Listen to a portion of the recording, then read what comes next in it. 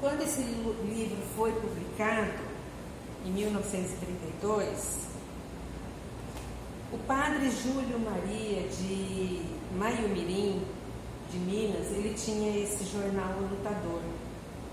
E ele escreveu nessa época uma áspera crítica condenando o livro escrito por Chico Xavier. E ele disse que Chico devia possuir uma pele de rinoceronte para caber tantos espíritos, porque o Parnaso é de muitos espíritos, né? É a psicografia de vários espíritos. E esse comentário irônico do padre mexeu muito com Chico na época, porque ele estava iniciando a mediunidade dele. E ele ficou muito, muito triste e caiu doente. Ele ficou acamado. E aí ele começou a se questionar, né, se a mediunidade dele, o trabalho que ele estava fazendo para o espiritismo, se valia a pena todo esse desconforto e aguentar as críticas, né, das pessoas que não entendiam o espiritismo, a doutrina espírita. E assim ele ficou ali remoendo aquele momento dele de tristeza. Por horas ele ficou ali, e quando apareceu o Emmanuel, e o Emmanuel ali com ele começou a contar a história, o que aconteceu, o que o padre falou sobre ele.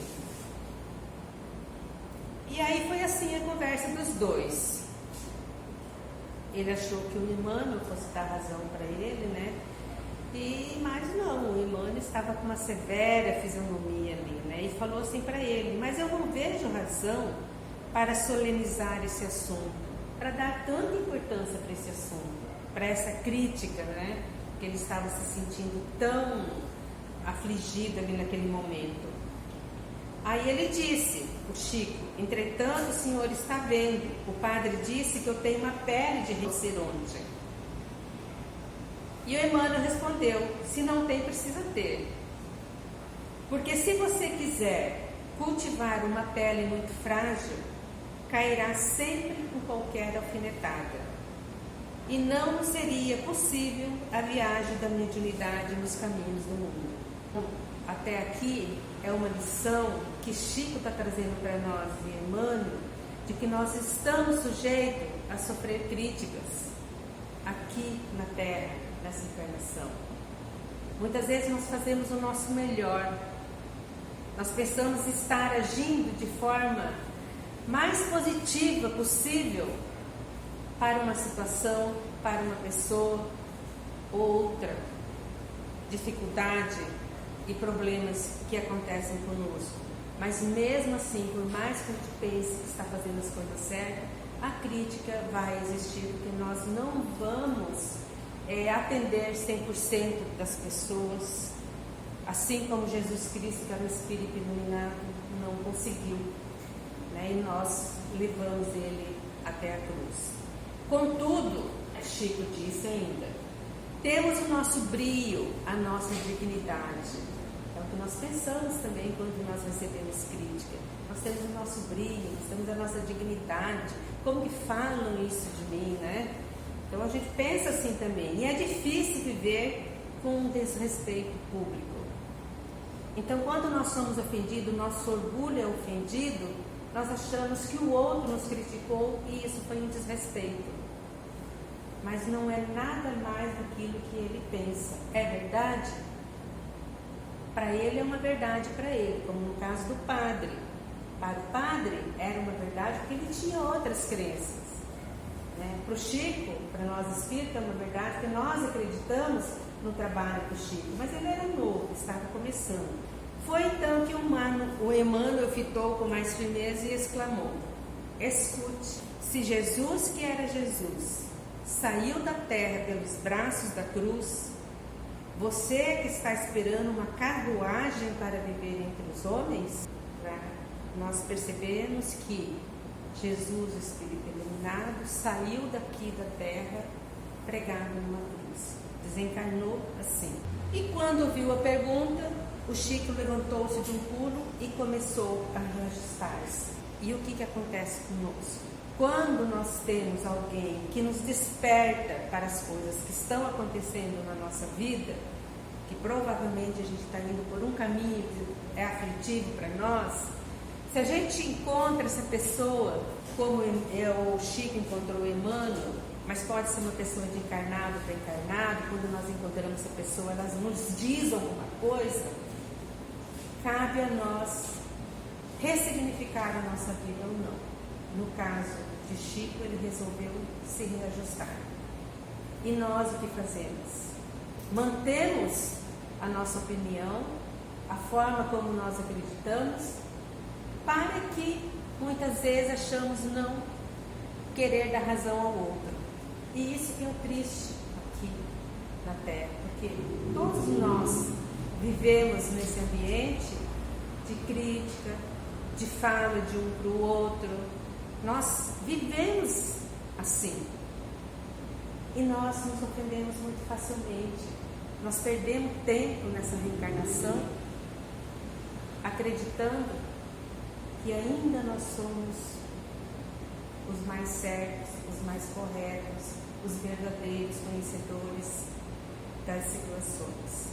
Mas Chico mostrou para nós, nos educando aqui nesse texto, que a gente tem que se ressignificar. E quem de nós não carrega uma cruz? Todos nós temos uma cruz. O que seria a sua cruz ou a minha cruz? Quem seria a cruz nas nossas vidas? Então eu tenho uma situação que pode significar uma aflição na minha vida, uma dor, um sofrimento. E eu tenho pessoas também que me causam dor, que me causam sofrimento, que me causam aflição. E é da vida. Existe. Não é nenhum segredo para ninguém que isso existe. E qual o sentido da cruz em nossas vidas? Qual o sentido da minha dificuldade? Qual o sentido daquela pessoa estar me dando tristeza? Me faz chorar? Me desespero? Qual o sentido disso? Então o que acontece? Eu fico me remoendo na minha dor, nas minhas certezas, em vez de eu pensar qual o sentido daquela tarefa iluminada que Jesus Cristo está colocando na nossa frente para a gente ressignificar a vida. É difícil a gente parar e se desvestir assim diante das nossas dificuldades. Mas nós precisamos reconhecer qual é a nossa cruz, quem ou o que é a nossa cruz e qual o sentido da cruz. Nós precisamos reconhecer isso na nossa vida.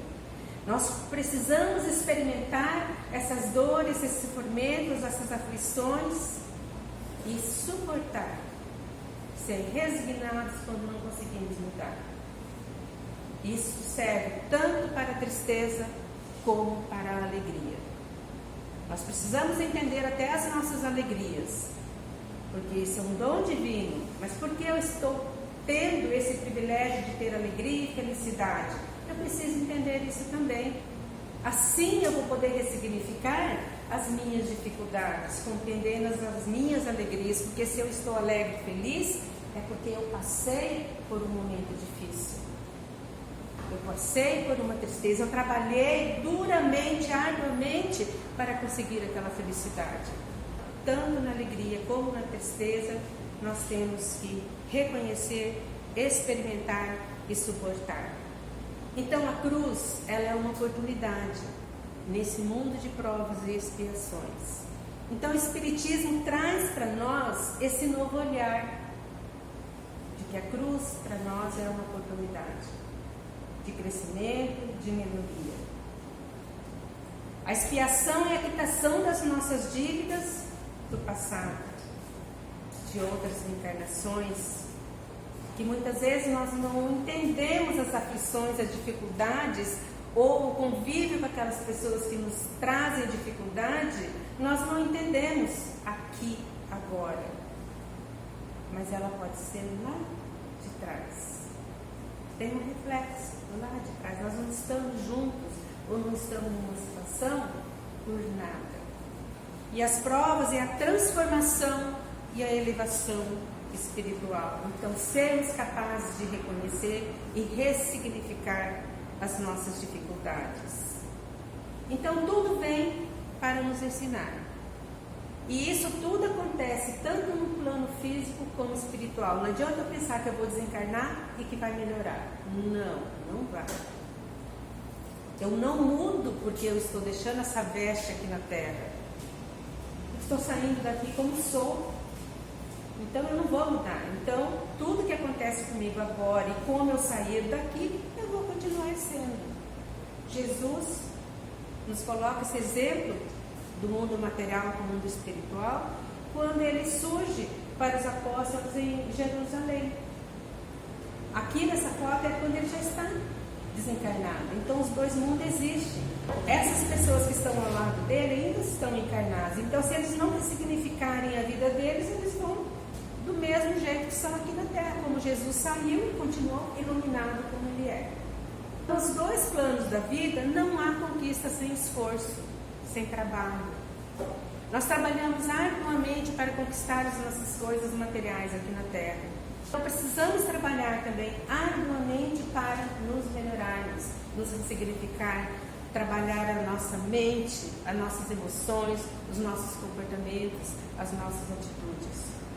Arduamente, com esforço, com vontade e com coragem. O Evangelho, segundo o Espiritismo, sempre coloca muitas vezes a coragem, porque nós precisamos de coragem para melhorar e nos equilibrarmos. Então, enquanto nós estamos aqui encarnados, a cruz é qualquer dificuldade que nos aprimore o espírito. Pode ser uma doença, né, que está aqui para aprimorar o nosso espírito, um relacionamento difícil, ou qualquer outra dificuldade, outro obstáculo que nos faça privilegiar as coisas do espírito. Então, isso é nosso. Nós vamos passar por isso todos, sem distinção, a não ser um espírito iluminado como Jesus, que não sentiu as dores que nós podemos sentir, principalmente quando for por uma cruz. E os desencarnados são os vícios não superados. Então, se eu tenho uns vícios meus aqui na Terra e eu não superei, eu continuo com meus vícios lá. Os resgates não realizados. Se eu não trabalho para fazer os meus resgates aqui, as minhas conquistas amorosas, de amigo e de relacionamento, eu continuo lá. Eu levo o meu ódio, a minha raiva, o meu orgulho, o meu egoísmo, eu levo. Os deveres descumpridos, se eu tenho deveres na Terra, eu vim para certos trabalhos, certos deveres morais, espirituais, físicos, materiais. Então, se eu não cumprir com meus deveres, eu saio daqui assim, sem um devedor do não cumprimento dos meus deveres. Se eu tenho culpa e não trabalho essa culpa, porque eu não posso morar na culpa, eu tenho que fazer o reconhecimento e melhorar. Então, se eu tenho culpa, eu saio daqui também com uma alma de um espírito culpado. E isso é doença para o espírito. O arrependimento, o remorso pelas dificuldades não enfrentadas ou mal sofridas, enquanto militaram no corpo carnal. Então, essas são também umas das situações que nós vivenciamos aqui na Terra, que se não trabalhadas arduamente, com coragem, nós levamos com nós para o mundo espiritual. Então, tudo volta e acontece o ciclo da reencarnação. Nós precisamos ficar retornando para a matéria para poder trabalhar o que nós não conseguimos melhorar. Então Jesus nos faz esse convite: se alguém quiser me seguir, que renuncie a si mesmo e que carregue a sua cruz e siga-me. Então, qual é a sua cruz? Qual é a minha cruz? Eu tenho que refletir também sobre isso, para que eu possa seguir Jesus. Porque eu conhecer, falar que eu leio o Evangelho, que eu conheço, é diferente de você seguir Jesus renunciando a si mesmo. É diferente. Só conhecer não é a aplicação das lições de Jesus. Então, para seguir Jesus, precisamos vencer a nossa luta íntima. Porque nós temos todos os dias aquela aflição, aquela dor no coração, aquele peso no ombro, aquele cansaço que parece que eu vou ficar gripada, né? Eu sinto essas sensações no meu dia a dia de acordo com o que eu estou vivendo. Vencer essa luta íntima tem que ter muita coragem, muita força, muito esforço contra as próprias imperfeições. Então eu preciso conhecer as minhas imperfeições. Eu preciso escutar o outro quando me dá um feedback do que eu estou fazendo ou não. E para isso eu tenho que ter o autoconhecimento para que eu possa filtrar o que está chegando até a minha pessoa. Porque muitas vezes o que a pessoa fala para mim é extremamente verdadeiro. E muitas vezes não tem nada de realidade. Então eu preciso trabalhar no meu autoconhecimento para que eu possa filtrar as informações que estão chegando do externo para mim. Senão eu não consigo viver e seguir Jesus. Reconhecer, né, essas imperfeições, que pode ser egoísmo, orgulho, vaidade, ódio, rancor, ressentimento, né, e outras situações. A raiva, né, que é uma coisa mais natural em todos nós aqui, que a gente tem mais igualdade um entre o outro, porque todos nós temos esse momento, não tem como não ter diante de tantas dificuldades que nós encontramos aqui na Terra, né? Então a raiva é natural, mas a raiva é boa, porque sem a raiva eu não consigo me conhecer, porque se um acontecimento vem e eu sinto raiva, eu sinto raiva. Se eu sinto raiva, eu tenho condições de ressignificar o meu espírito, a minha alma, as minhas emoções. Mas a doutrina espírita, ela nos ajuda muito, porque ela nos dá instrumento para que a gente possa fazer esse trabalho, esse movimento de melhorar o nosso espírito. O Evangelho, né? Nós temos o Evangelho, nós temos estudos aqui na casa, nós temos as leituras edificantes dos livros que chegam até nós, a fé, a coragem, que é o que o Evangelho segundo o Espiritismo sempre está colocando para nós, ressignificar e mudar, transformar, com os exemplos de Jesus. Então, a doutrina coloca esses instrumentos nas nossas mãos. Basta nós nos esforçarmos para vivenciarmos com esses instrumentos que nos lapidam. Tem essa música aqui, eu não vou ler toda porque o tempinho está indo. Então, ela é muito verdadeira, essa música aqui. Mas tem uma parte ali importante. Se a cruz pesada for, Cristo estará contigo. Sim, nós temos todos esses problemas aqui para refletir. Mas Cristo sempre vai estar conosco. Em qualquer problema, em qualquer dor. E Ele disse, não tenhas medo, estou aqui. Está em Isaías 41, versículo 10. E Ele disse também, vinde a mim, todos os que estáis cansados e oprimidos, e eu vos aliviarei. Fé. Eu preciso de fé para estar em contato com Jesus nesses momentos. Porque aí Ele vai nos tocar, nós vamos escutar, e Ele vai fazer com que as nossas aflições não sejam um fardo pesado nas nossas vidas. Mateus capítulo 11, versículo 29. Então, como sugestão, a doutrina nos coloca também essas sugestões. Praticar regularmente o autotratamento, que é o que ele falou sobre a nossa luta íntima. Trabalhar a nossa luta íntima. Meditar diariamente. Joana de Ângelo faz um trabalho muito bonito em todos os livros, a coleção dela de psicologia, para fazer essa meditação. Muitas pessoas falam, eu não consigo, mas é muito fácil meditar. Então tem esse texto, necessidade de meditação, naquele livro dela, momentos de meditação. Então vale a pena ler, para a gente aprender a meditar diariamente, porque faz com que a gente possa entrar em contato conosco mesmo e reconhecer as nossas dificuldades. dificuldades. Filtre o que não quer, aí vai o autoconhecimento, para que possa trazer o que quer para a tua vida. Se você não se conhece, você vai ser uma pessoa que é comandada pelos outros. Porque quando eu não me conheço, a pessoa fala, faz isso, eu faço. Faz aquilo, eu faço. Então eu não tenho controle sobre a minha vida, porque o outro começa a me mandar fazer as coisas que muitas vezes eu não quero. E as dores, os sofrimentos, o câncer, tudo que entra em nós é porque nós fazemos coisas que não estamos aceitando. E aí nós nos entregamos para o outro e deixamos eles dirigir a nossa vida. Muitas das doenças é por isso.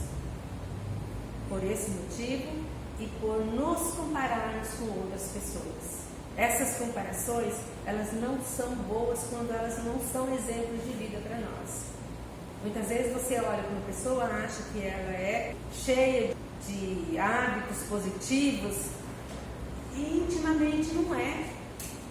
A pessoa se mostra muito boazinha, né? E muitas vezes não é. Internamente a gente não sabe o que se passa em cada um. Só Deus sabe, só Jesus sabe. Exercite a bondade e tente não julgar tanto. Está no capítulo 9 do Evangelho segundo o Espiritismo. Clarifique, ninguém é superior a ninguém. Ninguém é superior, ninguém é inferior, mas ninguém é igual. Essa é uma frase do Osho. Conheça a tua energia para levar a sua vibração. Leis Morais, livro de Espírito, dos Espíritos, na terceira parte. Se eu quero melhorar a minha vida, leia essa parte terceira do livro dos Espíritos. Faça coisas boas, ajuda-te e ajuda os outros. Capítulo 15, fora da caridade não há salvação. Então são sugestões que estão na doutrina, no nosso Evangelho, que está na literatura espírita, que a gente pode agregar na nossa vida para que a gente possa ressignificar as nossas tristezas. Porque nós não estamos aqui para ser triste e nem infeliz. Nós somos porque o nosso orgulho está sendo afetado.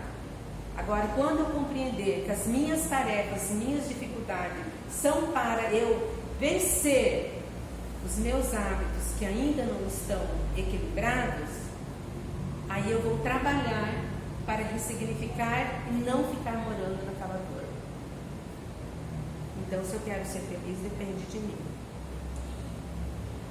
Tem essa estatística aqui que eu vou falar bem rapidinho, que a Organização Mundial da Saúde falou que o sedentarismo em mulheres está 53% em 2018 e homens 40%.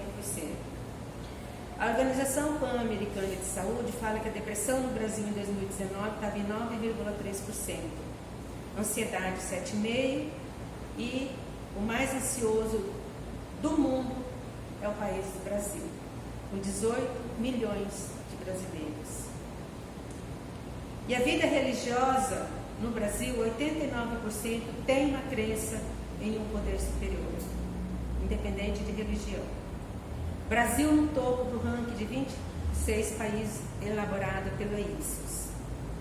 A saúde social nossa está em 74º lugar no ranking global da solidariedade. Deve ter bastante. Nós somos mesmo, né, bastante solidários aqui no Brasil. Então, o que isso significa?